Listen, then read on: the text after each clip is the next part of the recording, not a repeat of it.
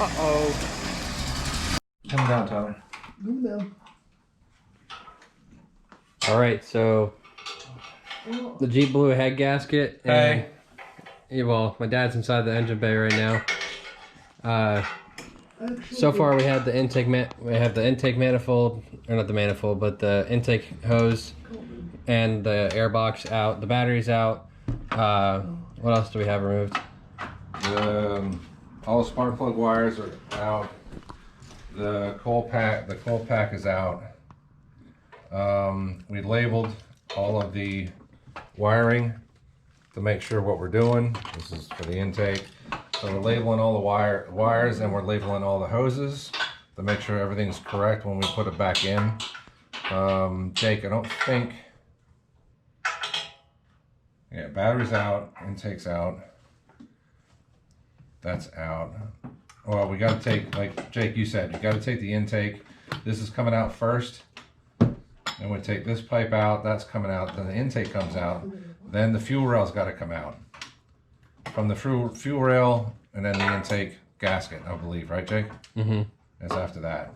And Tyler's down there taking, I don't know what this is.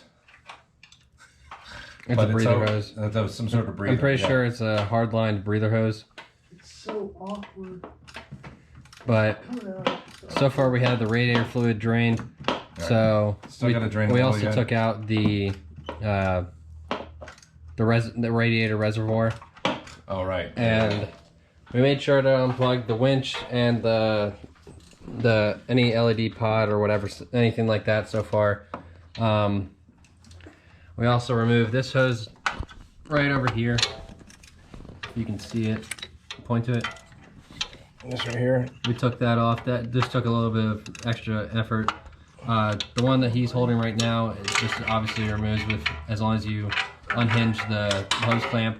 And pretty sure if you're a mechanic yourself, replace these with one of the ones that obviously screw on.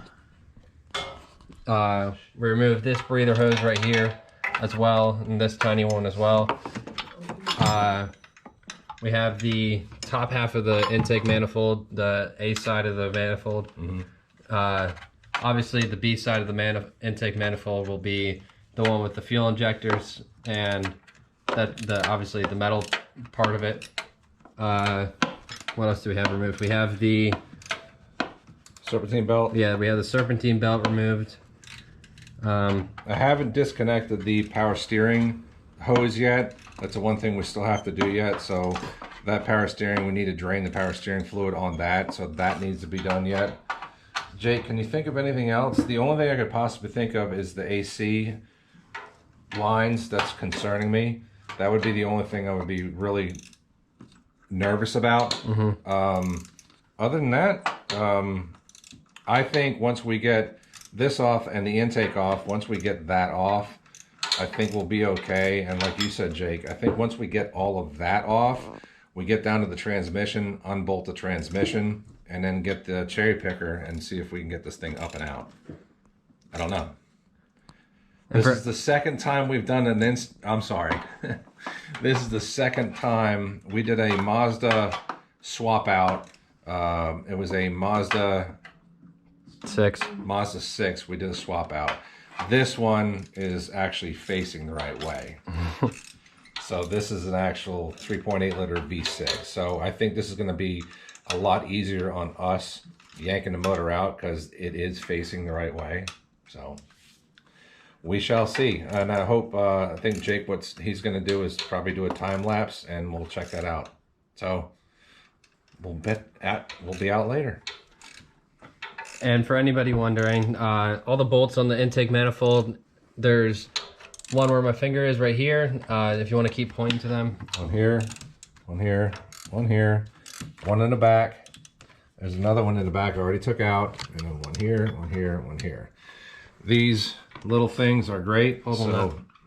These little metal trays are great. This is one of the bolts for reference. And these magnetic plates are great for organization, honestly. And it helps out a bunch. Oh. This one dropped. We're okay. You want to count those? I think it was just one that dropped. I thought 2 dropped, but either way, those are 10 mils. The bolts that he's removing right now should be an 8mm bolt on the top and the bottom. It's kind of hard to get an angle down beneath, I think. It's banging on everything, man. Yeah. It's banging on everything. It's coming out. Oh, it's almost out. And someone to the channel is Tyler. He's never been in any of these videos, but we're teaching him cars basically as much as we know.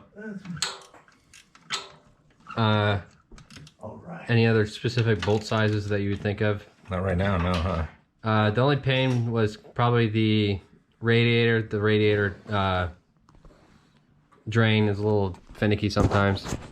But besides that, just basic stuff. I'm pretty sure the intake hose throttle body assembly should be 10mm. Yes, it is 10. No. It's 8. It's an 8mm. 8 millimeter. And then we're keeping everything on the shelf as far as organization. We're keeping everything on the shelf that's going back. Those 2 shelves, we can move those boxing gloves, but those 2 shelves, I'm making sure that we have everything organized back there. So we'll come right back at it. We know where everything's at. That's the main thing, I think, with doing an engine swap is making sure where everything is at and what goes back. These over here for the That's the coil. The coil pack distributor or whatever Coil you want. pack. Yeah, It's the coil coil pack. They were 10mm bolts. Unfortunately, we're kind of missing 2 of the bolts to plug this up. Everything else is self-explanatory. Just to remove the hose clamps and all that. And pretty sure that's all we have so far. But I'll keep you guys posted.